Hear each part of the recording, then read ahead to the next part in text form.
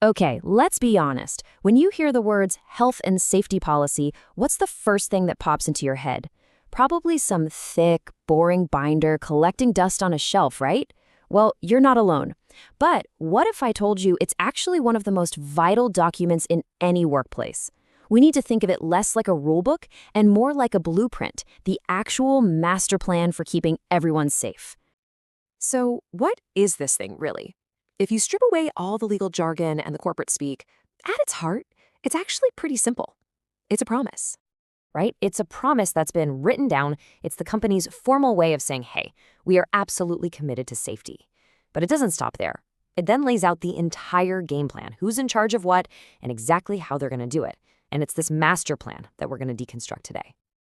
And here's our game plan. First, we're going to tackle the who, all about the people and their specific roles. Then we'll dive into the how, the nitty-gritty safety arrangements. After that, we'll look at the when, how to keep this policy from getting stale.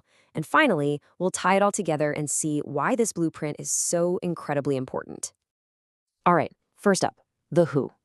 I mean, a safety policy is pretty pointless if no one knows what they're supposed to be doing, right?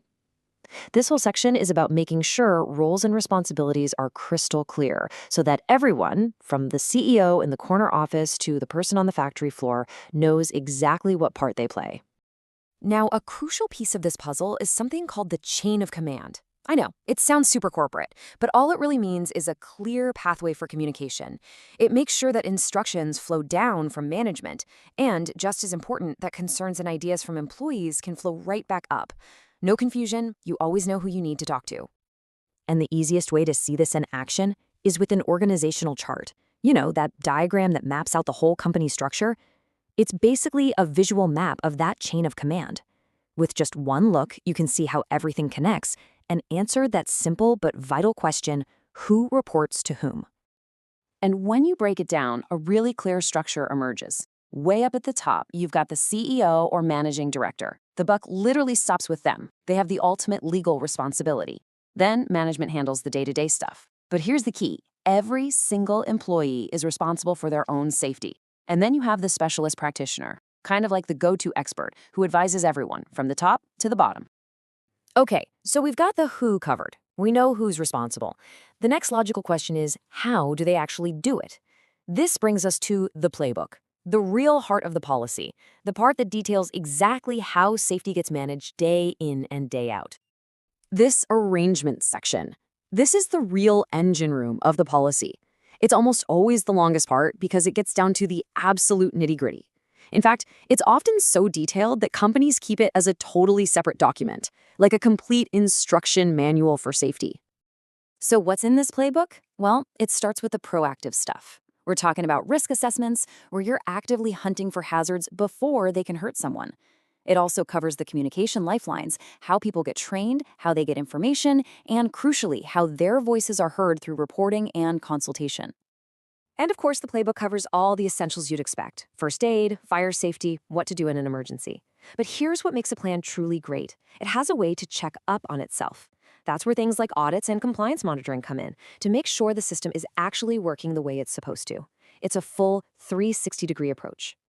A really smart policy also does something else. It splits risks into two different buckets. On one side, you have your general risks. These are the things that apply to pretty much everyone, like fire safety or first aid. But on the other side, you have plans for specific risks, those unique hazards that only affect certain people, like working alone, dealing with loud noise, or managing vehicle traffic. So we have the people and we have the playbook. We've got the who and the how. But think about it. A blueprint for a building that's constantly being upgraded has to be updated too, right? Same thing here. A safety plan has to be a living, breathing document, which brings us to the big question of when. When does this thing get reviewed?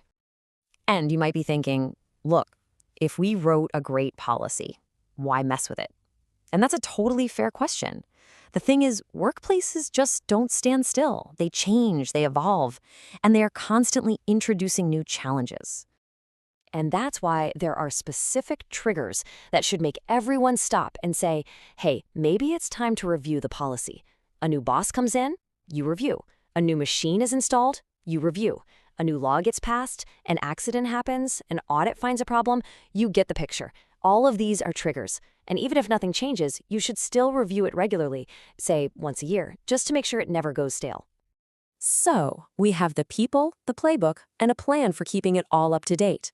When you put all those pieces together, the who, the how, and the when, you really start to see why this blueprint is so much more than just a document. And really, if you take one thing away today, let it be this. A good health and safety policy is not about paper. It is a living, breathing system. It's a framework that creates clear communication, defines who's responsible for what, and drives action. Its entire purpose is to build a culture that actively protects every single person who walks through that door. So I'll leave you with one final question to think about for your own workplace. Is that safety plan a living document that everybody knows and uses, or is it just sitting on a shelf somewhere gathering dust? Because honestly, the answer to that question could make all the difference.